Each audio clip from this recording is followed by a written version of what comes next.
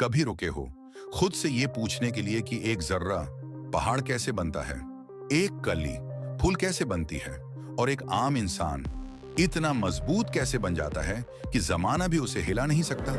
ये सब नहीं होता, ये सब नफ्स की आग में तपकर होता है। नफ्स जो भटकाता है, बहकाता है, रास्ते की पटरी से हटाकर तमाशे दिखाने का शौक रखता है।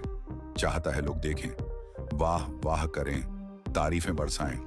मगर याद रख, तूफानों के आगे खड़े होने वालों की ताकत शूर में नहीं होती, खामोशी में होती है। शेर हंगामों में नहीं करते, वो अपनी बादशाही कहे बगैर मनवाते हैं। दुनिया फतह करने वाले कम बोलते हैं, ज्यादा सुनते हैं, और सबसे ज्यादा अपने आप पर हुकूमत करते हैं। जो अंदर से कमजोर हूं वो चीखते हैं, बोलते रहते हैं, अपने ही जमलों से अपनी कमजोरी दिखाते हैं। आज तुम जवान हो, आजाद हो, खुशियां, हंसी, दोस्त सब साथ हैं, लेकिन वक्त हमेशा ऐसा नहीं रहता।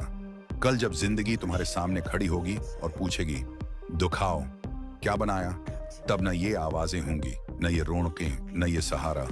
तब सिर्फ तुम होगे, और तुम्हारी मेहनत। सल्तनत वार्थी में नहीं मिलती, सल्तनत इकीले जंगल में खड़े होकर अपनी सांसों से जीती जाती है। जब इंसान कहता है ये मेरा रास्ता है, ये मैंने बनाया है, और मैं ही उसका मालिक हूं, और ये मकाम सिर्फ उसको मिलता है जो अपने नफ्स को शिकस्त दे दे, जो गुस्से को पकड़ ले, जबान को थाम ले, वक्त को वक्त दे, और खामोशी को अपना ज़ियोर बना ले। याद रख, जितना ज्यादा बोलेगा इंसान इतने हल्के हो जाएंगे उसके कदम, और जितनी खामोशी में चलना सीखेगा इतनी भारी हो जाएगी उसकी शख्सियत। बड़े लोग 2 मिनट में पहचान लेते हैं कि सामने वाला कुचा है या पका।